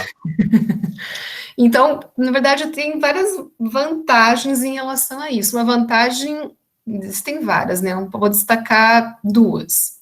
Uma vantagem é que eu consigo produzir DNA ou RNA em grande quantidade mais rápido, para produzir, né, um volume que eu consiga imunizar bilhões de pessoas. Né? Diferente de produzir, por exemplo, uma vacina inativada, atenuada, ou mesmo aquelas recombinantes de unidades, eu preciso fazer cultivo, testar processo de purificação, fazer o cultivo em grande escala para obter a proteína. Então, aqui eu consigo obter DNA ou RNA de modo muito mais rápido, em grande quantidade, bem mais fácil do que eu produzir a proteína recombinante no laboratório, ou produzir o patógeno também em laboratório. Né? Então, isso é uma estratégia pensando na produção, basicamente. Né? Outra vantagem é que a célula humana vai receber esse material genético e ela mesma que vai ser a fábrica da vacina. Então, eu mesmo vou fabricar o antígeno vacinal que meu organismo vai reconhecer como não próprio, como você bem destacou, e vai desencadear essa resposta imune, que a princípio, nessa estratégia, usando a vacina de ácido nucleico, é uma resposta imune mais completa também. Eu estimulo tanto a resposta humoral, como também a resposta celular. Então, seria uma resposta mais completa e mais efetiva na proteção do indivíduo. Né? Então, vamos falar um pouquinho mais sobre essas vacinas, tá? Vamos continuar. Então, voltando lá, então, aqui, né, a pessoa vai receber, então, esse DNA, o RNA, codificador da proteína antigênica. Quando se utiliza a estratégia de administração de ácidos nucleicos, existem várias maneiras de você introduzir esse ácido nucleico no organismo. Posso fazer através de uma injeção, né, uma administração intramuscular, mas o que o pessoal tem descrito agora nos últimos protocolos de pesquisa é a eletroporação. Eles têm usado eletroporação para fazer esse processo de administração, principalmente para as vacinas de DNA, porque a eletroporação é um processo que permite a formação de pequenos poros nas células, e elas, assim, mais facilmente podem receber esse DNA estranho, né, que elas, então, vão estar depois expressando. Já para RNA, geralmente não precisa dessa estratégia, porque o RNA vai estar envolto em uma partícula lipídica, enfim, né? Então, a gente tem a fusão dessa partícula lipídica com a membrana e a liberação do RNA na célula.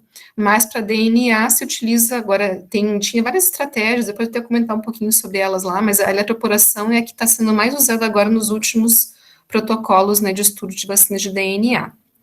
E daí, a partir desse processo, quando a célula humana recebe o DNA ou o RNA, ela vai expressar a proteína do patógeno, e essa proteína patogênica pode ser secretada ou pode ficar na superfície da célula, sendo apresentada na superfície da célula também, para desencadear a resposta imune. Então, uma resposta bem interessante. Né? Aqui até no textozinho tem um destaque, né, que são vacinas, então, seguras, né, mas estão sendo ainda estudadas, mas elas são de fácil desenvolvimento, que basta fazer o DNA recombinante ou RNA aqui, que eu consigo produzir em grande quantidade isso, né, então eu não preciso manipular o patógeno, no caso o vírus ou bactéria, eu manipulo o material genético do patógeno, né?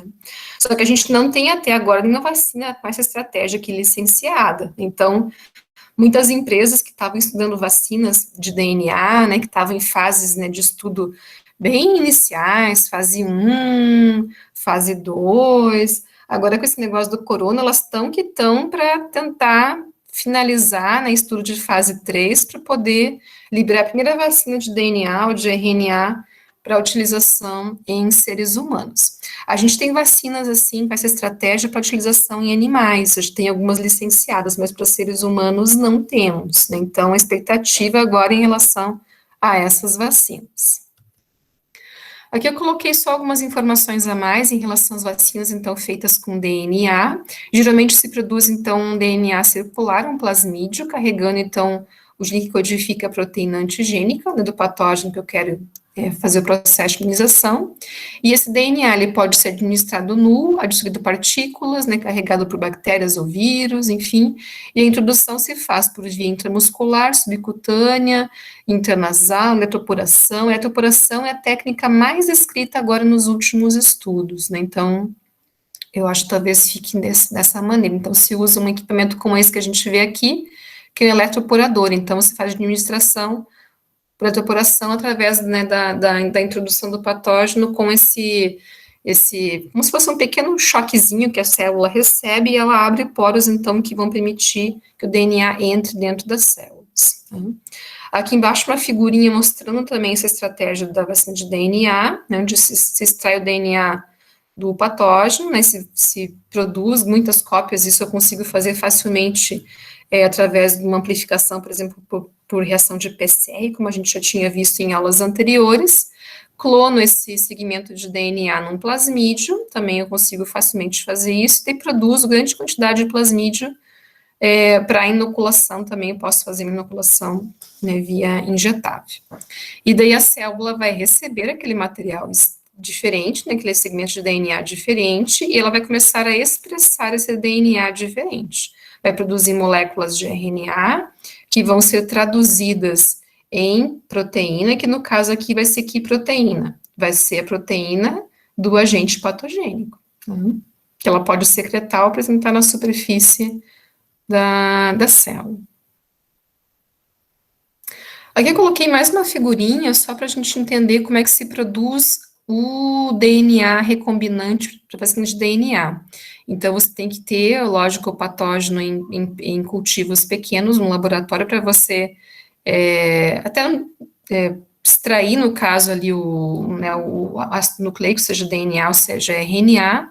Eu vou converter depois, se for RNA, vou converter esse ácido nucleico em DNA, que seria um DNA complementar, né, eu chamo de cDNA, e esse DNA eu vou, então, clonar, né, num plasmídio. Quando eu clono esse DNA no plasmídio, eu introduzo esse DNA daí em bactéria, pode ser Escherichia coli, né, bem tranquila, não patogênica, e posso cultivar em enormes quantidades, e ela vai produzir muitas cópias do plasmídio que eu vou utilizar. Então, nessa estratégia aqui, eu não vou estimular a bactéria a expressar o plasmídio para que ela produza a proteína. Eu vou simplesmente usar ela só para ela fazer cópias do plasmídio. E a partir dessas muitas cópias do plasmídio, depois eu vou extrair esse DNA plasmidial desse cultivo bacteriano, purifico o DNA e vou usar o DNA plasmídio como componente vacinal, como o meu IFA, ok? Aqui eu coloquei mais uma figurinha comparando a estratégia de vacinação clássica que a gente estava vendo até então e essa estratégia mais moderna que está em desenvolvimento, né? Então, a técnica clássica é a técnica que utiliza o patógeno, né, inteiro ou partes do patógeno, enfim, inativado, atenuado, e eu vou administrar isso, né, aqui está mostrando um animal, né, nos testes que a gente faz em animais inicialmente, mas depois em seres humanos, para imunização. No caso da vacina de DNA, o que se faz? Se extrai, né, o gene gene antigênico lá do patógeno e vou clonar isso num plasmídio, forma um plasmídio recombinante, um DNA recombinante. Esse plasmídio eu vou colocar um outro tipo de célula. Geralmente se utilizam bactérias, né, para fazer a grande multiplicação desses plasmídios. Daí eu vou extrair esse DNA do plasmídio, vou extrair esse plasmídio, desculpe, da bactéria, e vou usar esse plasmídio, então, como vacina. O DNA vai ser a vacina. Eu não vou estimular a bactéria para que ela produza a proteína. O meu próprio organismo é que vai decodificar a informação e produzir a proteína antigênica contra a qual eu vou desencadear a resposta. Então, esse detalhe é um detalhe bem importante. Tudo bem? Tranquilo? Então, vamos lá. Então, eu coloquei algumas informações aqui em relação a essas vacinas, né? Elas são vacinas muito interessantes, porque elas agregam a segurança das vacinas de similaridades, porque eu não vou utilizar o patógeno, né, inteiro para fazer imunização, vou usar só partes do patógeno, por isso também considero ela como vacina de similaridade. Só que ela tem uma vantagem que ela desencadeia um tipo de resposta equivalente às vacinas vírus atenuadas. Então, ela une segurança, né, nesse caso aqui, com esse perfil de resposta mais completo. Vários estudos feitos com vacinas de DNA, né, que estão ainda em processo, né, de estudos pré-clínicos e clínicos, enfim, se observou nesses estudos que o DNA, ou mesmo o RNA que se administra dessa maneira, ele tem pequena imunogenicidade no nosso organismo, então a gente não vai produzir anticorpos que neutralizam o DNA. A resposta é muito, muito baixa, né? Então, para que eu consiga ter a resposta adequada, eu preciso receber esse DNA e as células precisam expressar esse DNA ou esse RNA. Uhum. A resposta que eu tenho com esse tipo de vacina, pelos estudos realizados, indica uma resposta imune que é duradoura, equivalente àquelas das vacinas atenuadas, né? Só que com a vantagem que é uma vacina termoestável, então não preciso manter rede de frio para transportar. Imagina eu produzir, por exemplo, vacina na China e transportar isso até o Brasil, né, sei lá, em navio, em avião, em rede de frio, vacina refrigerada, enfim, tudo mais. Então, é bem mais complexo do que eu só transportar numa caixa de temperatura ambiente, bem mais simples o transporte, né? Então, isso é um aspecto bem interessante. Outra questão também interessante delas é que eu consigo produzir em grande quantidade, e é super seguro cultivar a bactéria OGM, porque ela não vai ser patogênica, né? Então, mais seguro do que cultivar o patógeno em si. Então, isso é uma vantagem bem interessante para a produção. E eu consigo também, a partir dessa estratégia, construir plasmídios que tenham não só um gene, mas vários genes diferentes, contra vários epítopos diferentes. Então, eu conseguiria produzir vacinas combinadas usando o mesmo plasmídio. Então, isso também é uma estratégia bem interessante. E a gente tem, então, essa resposta imune que é completa, né? Então, tanto humoral como também celular, que é bem interessante com essa estratégia. Só que, lógico que, né, sempre com essas estratégias novas, existem os vários poréns, né? Então, alguns, né, em relação a essas vacinas de DNA, é que a gente não sabe os efeitos a longo prazo, né? Então, os estudos que estavam sendo realizados, depois eu vou mostrar alguns dados para vocês, eram estudos que estavam em fases bem iniciais de testes ainda, né? E muito se especula em relação à possibilidade, né, dessas vacinas de DNA permitirem, por exemplo, a integração do DNA da vacina no nosso genoma, né, que poderia causar algum tipo de alteração genética, né? Então, o principal risco seria esse. Então, algumas indústrias têm produzido vacinas de DNA que não permitem, né, esse processo de transposição do plasmídio para o cromossomo, de modo a diminuir esse risco, mas a gente não tem muitos estudos, né, em relação a isso, conclusivos em relação a isso. Então, por isso que muitas empresas deixaram de usar a estratégia de vacina de DNA e se voltaram a desenvolver, então, vacinas de RNA, que para RNA esse risco de transposição, né, do RNA para o genoma, no caso, para o cromossomo, fica mais reduzido, praticamente nulo. Aqui eu coloquei alguns dados, só para vocês terem uma ideia, né, do que a gente tinha de vacinas de DNA em fase de testes, aqui em fase pré-clínica ou fase 1, alguns começando fase 2, lá em 2017. Então, as coisas bem engatinhando, como acontece num protocolo normal, né? Então, para a produção de vacinas, geralmente a gente tem tempos de pesquisa de 5, 10, 15 anos para algumas vacinas, para que a gente tenha segurança para a utilização, né, em grande escala.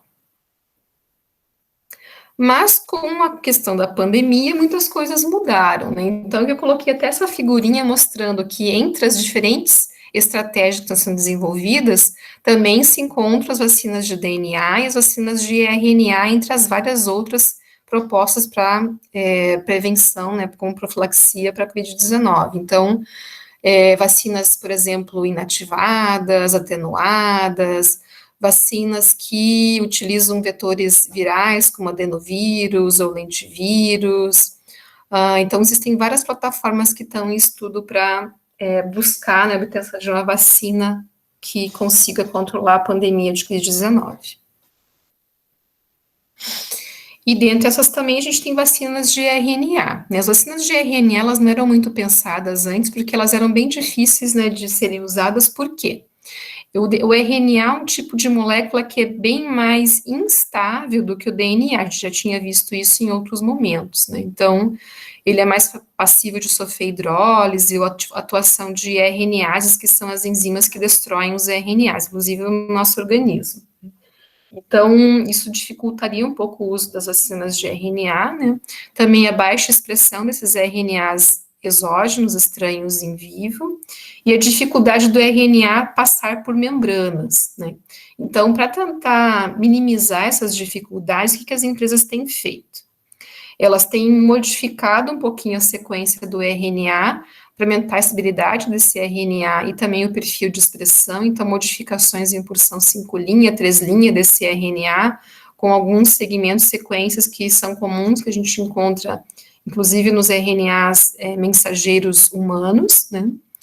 Também estão sendo feitos RNAs que podem sofrer um processo de autorreplicação, isso permitiria, então, que eu conseguiria inocular uma pequena quantidade de RNA menor do que seria uma quantidade necessária, né, enfim, para a imunização. Então, o próprio RNA ele se autorreplicaria dentro das células, que é o que a gente vê nessa figurinha aqui embaixo, está um pouquinho pequenininho, mas mostra um pouquinho esse mecanismo, né, e esse RNA carreado, então, em partículas nanolipídicas, para poder transpor membranas. Então, as partículas se fundiriam com as membranas das células, liberariam RNA, esse RNA, que seria um RNA mensageiro, ele seria convertido num RNA de fita negativa, né, que seria a molécula complementar, e a partir dessa, então, a célula pode fazer novas moléculas de RNA, então seria o processo de autorreplicação, e parte desse RNA vai ser usado, então, para fazer a tradução e a produção da proteína antigênica, né. Para a construção dessas nanopartículas se utilizam vários componentes, então aqui eu tenho uma ilustração mostrando, né, a composição desse revestimento nanolipídico, então se utilizam lipídios catiônicos, aniônicos associados com colesterol, lipídios pegylados, enfim, para poder fazer uma partícula que mais facilmente se funda com as células humanas. Então, muitos estudos em relação a isso também. E daí a gente conhece essa estratégia aqui de RNA, né, de LNP-RNA, o mRNA, RNA mensageiro, que seriam as partículas monolipídicas que levam, então, a vacina de RNA.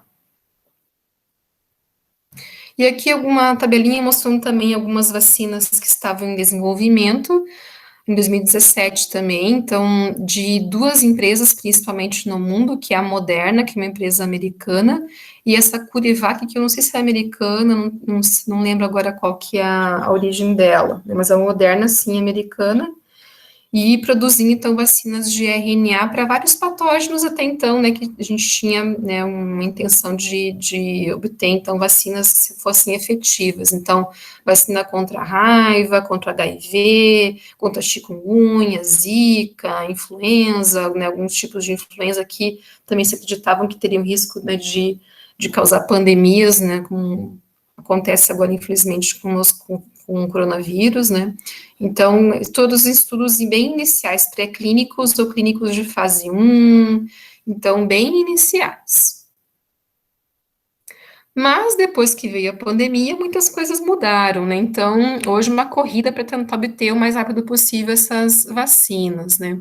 Então, inclusive, o governo brasileiro tem feito convênios, né, com empresas, enfim, estrangeiras para poder produzir, né, uma quantidade suficiente dessas vacinas aqui no nosso país também.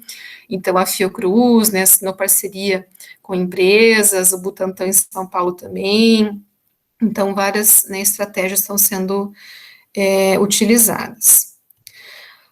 Várias empresas no Brasil também têm, e fundações têm participado da mobilização de capital também para poder ampliar a linha de produção dessas, né, da Fiocruz, ou mesmo do Butantan, para que eles possam dar conta da produção, né, dos componentes vacinais, dos IFAs também, que depois vão ser feitos, né, ou do próprio antígeno inativado no caso do Butantan.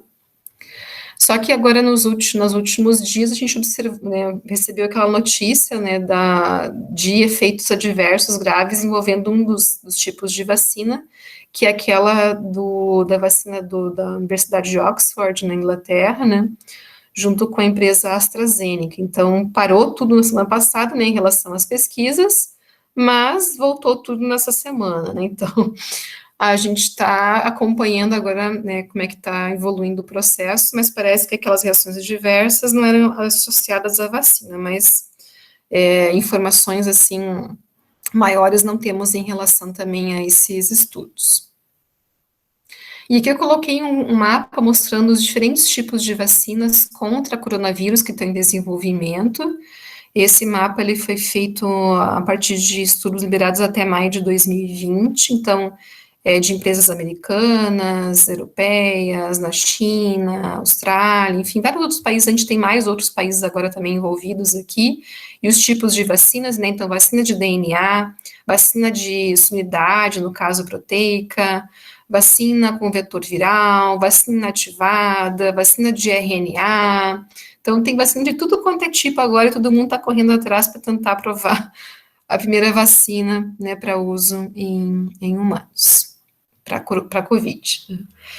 E daí, buscando algumas informações mais novas em relação também a essas vacinas para Covid, eu achei um artigo bem novo agora da Nature, que saiu agora semana passada, mostrando como é que está a evolução das pesquisas para a vacina contra a Covid-19. Então, um artigo anterior de abril, eles tinham encontrado 115 candidatos, né, que estavam em estudo para produção de vacina. Agora, em setembro, passou para 321 candidatos, né, de vacinas. Desses 321, 33 estão em ensaios clínicos já. E esses ensaios clínicos estão mobilizando em torno de 280 mil participantes em 34 países diferentes. Então, o negócio é uma corrida frenética, né? Aqui eu coloquei alguns dados desse artigo, mostrando as estratégias, né, que eles estão usando para a obtenção da vacina, então, as diferentes estratégias, usando, né, expressão de proteína S, proteína spike, vacina atenuada, inativada, enfim, várias outras estratégias. E aqui eu coloquei umas tabelinhas que tinha também nesse artigo, mostrando, então, alguns detalhes maiores em relação a essas vacinas. Eu não vou me ater muito, que a gente já está avançando bastante no horário, a gente ainda tem seminários, né, para apresentação, mas aqui eu tenho uma lista, né, de candidatos vacinais que utilizam como estratégia vetores virais. Entre esses candidatos, a gente tem 2 que estão em estudo no Brasil, esse da AstraZeneca, Oxford, e esse da Janssen, né, da Johnson Johnson, também estão em estudo no Brasil. Então, em fase 3, né, fase 2, aqui indo para fase 3, provavelmente. Aqui aparece também a vacina, a Gamaleya, aqui no caso, né, que seria a vacina recombinante lá, também feita pela Rússia. Aqui as vacinas de DNA e RNA, então a gente tem várias em estudo, né, para Covid-19, principalmente por aquela empresa Moderna, né, a gente tem aqui, né, mas também tem uma da Pfizer, junto com uma empresa alemã, que é essa BioNTech aqui também, que é uma daquelas que a gente também tem estudo no Brasil, então também tem estudos de vacinas de RNA feitos no Brasil, em fase 3. E aqui, vacinas, então, baseadas em produção de vacinas de unidade, então, com expressão de proteínas de modo recombinante, então, aqui aquelas vacinas clássicas, de unidades mais associadas com a tecnologia de DNA recombinante.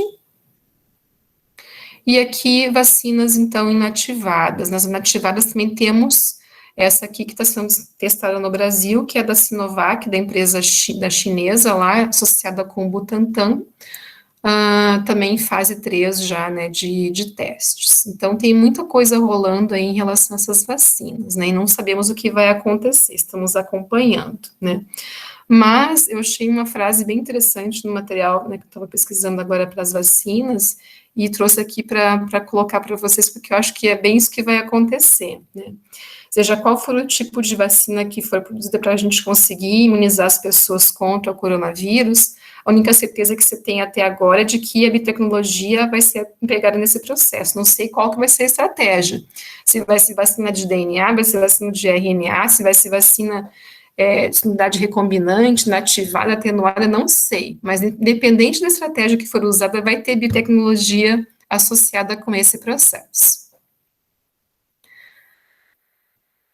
E daí eu coloquei aqui uma listinha, então, as vacinas que estão em teste no Brasil, né, Sinovac, aqui a chinesa, junto com o Butantan, que é uma vacina inativada que está em fase 3, chama Coronavac, a da Oxford, junto com a AstraZeneca, que é a associação lá com biomanguinhos, a Fiocruz, né, um adenovírus, então, vetor viral que expressa a proteína S em fase 3 de estudos, a BioNTech da Pfizer, com a vacina de RNA, né, com RNA mensageiro encapsulado em partículas nanolipídicas, também que codifica a proteína S estabilizada, também em fase 3, e também estudos da Janssen, né, com um vetor também de adenovírus, também que expressa a proteína S, esse em fase 2 ainda.